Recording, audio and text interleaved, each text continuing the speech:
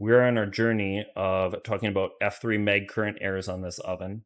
And there's one thing I missed, which everybody's going to raise their hands and go, hey, you missed the one thing that this entire series is about, which is the magnetrons.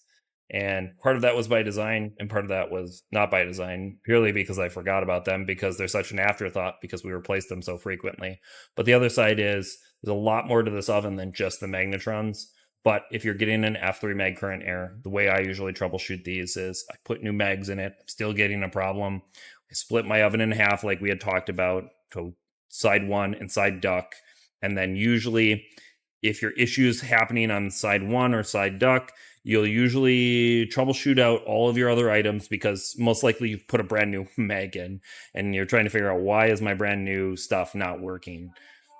In that case, you can swap your mags and see if the issue goes with that one particular mag. The benefit of two microwave circuits, definitely. And that kind of helps you troubleshoot out a bad magnetron. For the most part, when you walk in and you're dealing with these, I'm going to say most guys are swapping out mags if they're in this oven over 6 months. It's just kind of, a lot of use on these ovens, so it's not uncommon to see mags go that quick. But the point of this series wasn't to immediately, and that's the other side of this, wasn't to immediately jump to magnetrons.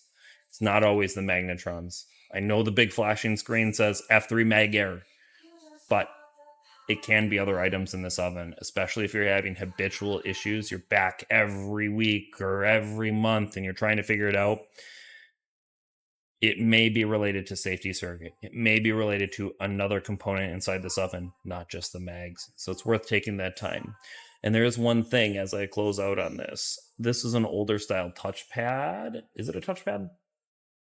Touch screen. So this is actually an older style touch screen unit, and it's very similar to the touchpad. So the touchpad, the touch screen, older generation touch screens are going to be the same layout.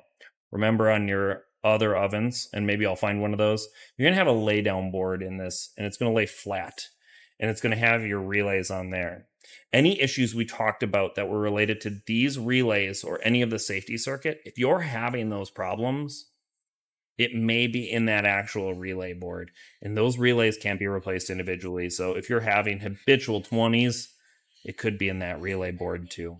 So hopefully this helps you out. I know it was a lot of stuff. I know some of this was probably the same as what we talked about on every other oven out there. So I really appreciate you watching. I hope you learned something from this. If I missed something, you think something needs to be shared, just let me know. We'll get it in here and get another tech tip out there.